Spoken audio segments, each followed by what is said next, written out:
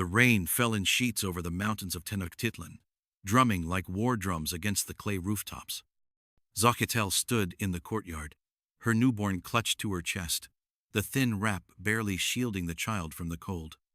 Her hair clung to her face, soaked and tangled, but her eyes remained dry, too hollow to cry.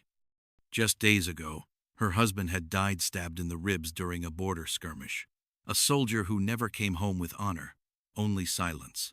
And now, with him gone, his family had turned on her. "You brought misfortune," her mother-in-law spat, flinging a woven blanket into the mud. "You bear a child with no warrior to raise it. Leave." Xōchitl had begged, not for herself but for her son. Just one more week, just one night.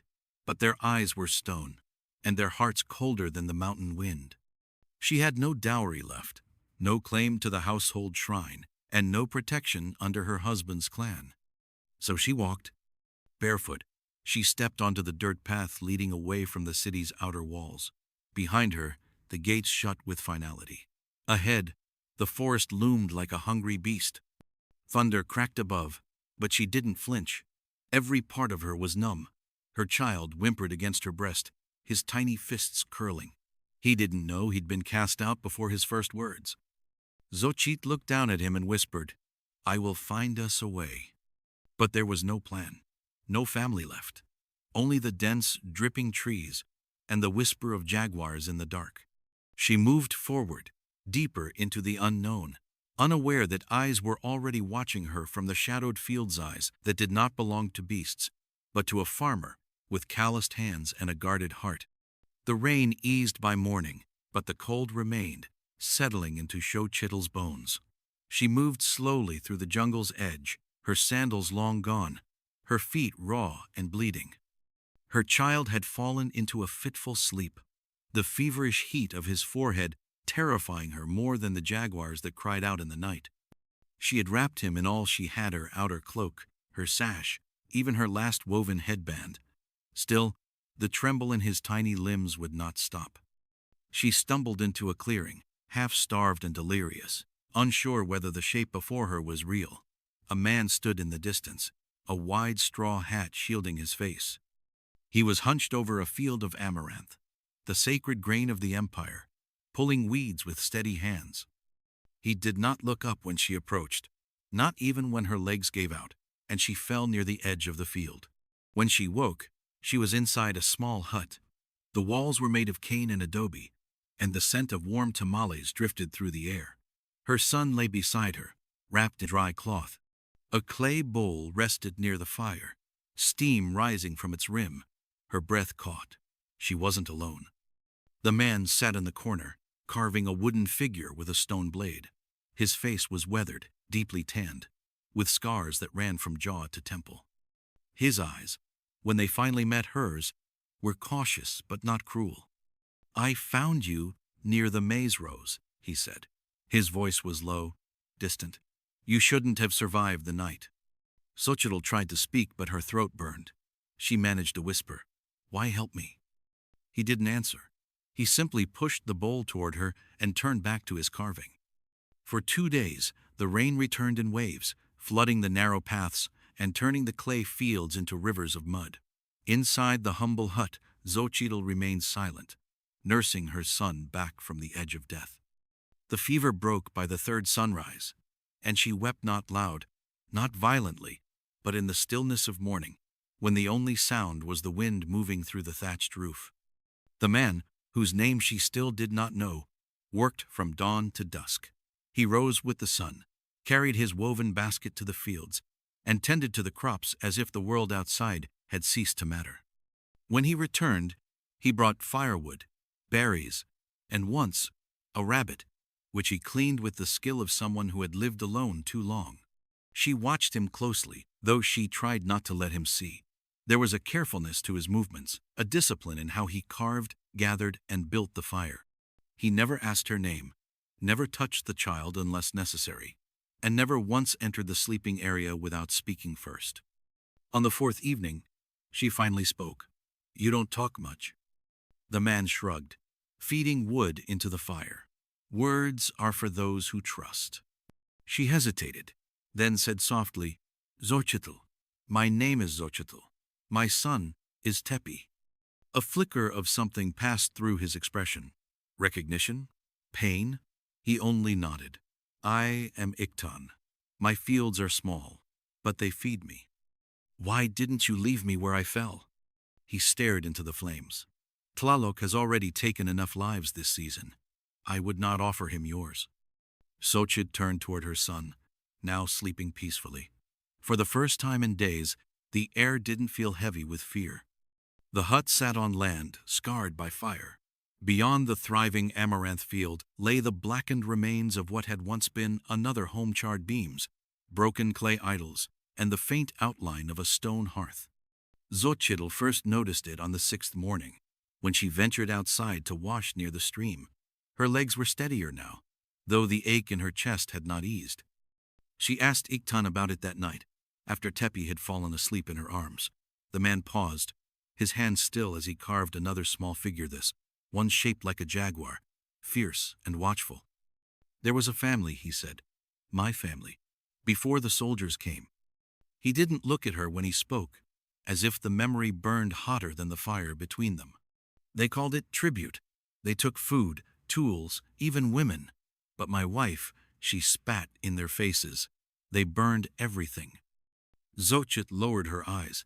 The pain in his voice was not loud, but it echoed in her bones. I buried the bones beneath the ceiba tree, he said quietly. Since then I grow, I hunt, I do not speak unless I must. She said nothing for a long time. The fire crackled. Outside, the wind stirred the branches of the ceiba. I know what it is to lose everything, she whispered. He glanced at her. Not everything. You still have the boy. I almost didn't. His eyes settled on her son's sleeping face. He's strong, like you.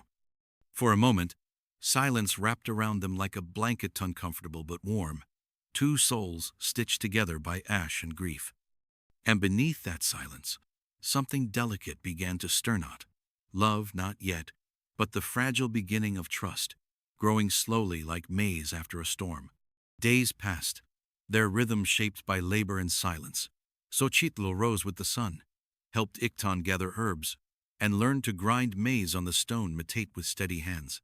Tepi's laughter returned, soft and bird-like, echoing through the trees as he crawled along the hut's floor. In time, even Iktan smiled just once, when the boy tugged on his braids and refused to let go. One afternoon, Iktan brought her to a small stone circle deep in the woods. The air there felt sacred, thicker, quieter, like the jungle itself had stopped to listen. These are the whispering stones, he said, placing his hand on the smoothest one. My wife used to come here, to pray, to remember. The circle had no walls, no roof, only stones arranged in the shape of a serpent.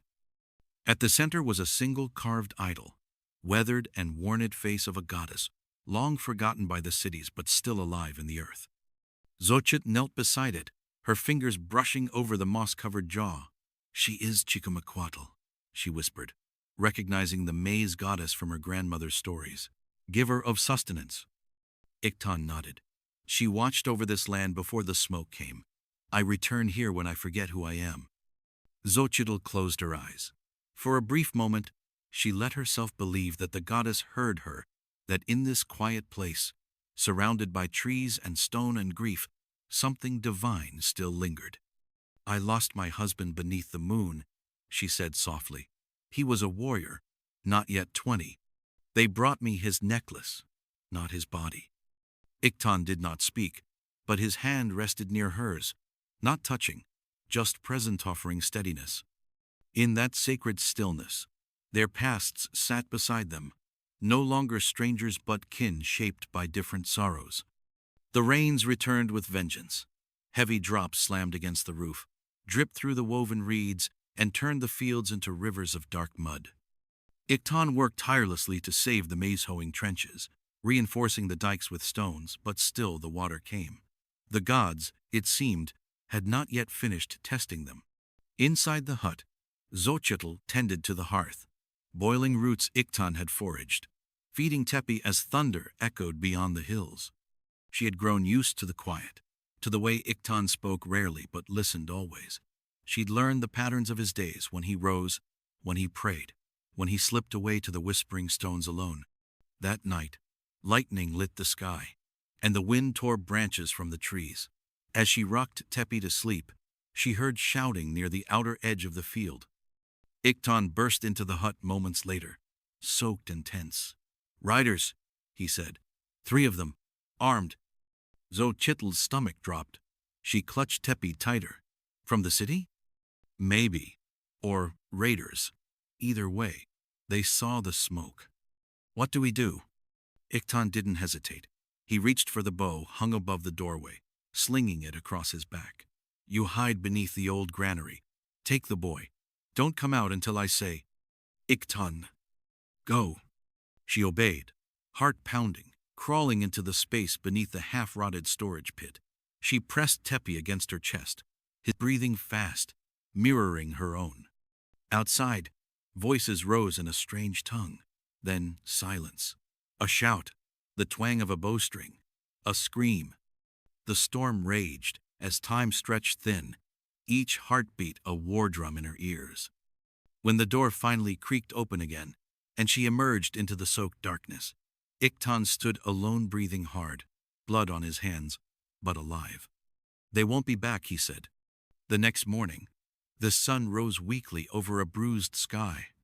The rain had passed, but the ground still bore the chaos of the night-broken branches, churned mud, and footprints that ended where the earth had swallowed bodies.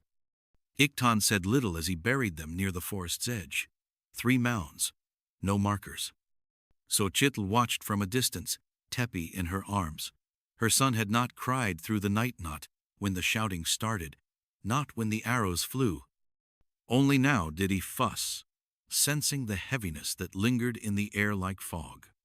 When Iktan returned, he washed the blood from his arms with water drawn from the stream. He sat beneath the ceiba tree, silent, carving again this time, not an animal or a god. When Xōchitl looked closer, her breath caught. It was a woman, her hair in braids, a baby cradled against her chest. "You fought for us," she said, voice hushed. "I fought for the field," he muttered. But they both knew that wasn't true. He placed the carving in her hands. It was rough, imperfect, but it looked like her. The curve of the mouth, the tilt of the eyes, Tepi's tiny form resting close. Her fingers trembled as she held it. "You don't have to protect us." "I know," he said, "but I will." A breeze stirred the grass. The maize plants, though bent, still stood. Xōchitl looked at the hut, the field, the place that had become more than shelter. It had become memory, resistance, the beginning of something unspoken. She looked at him, then really looked, and for the first time, she didn't see just a farmer.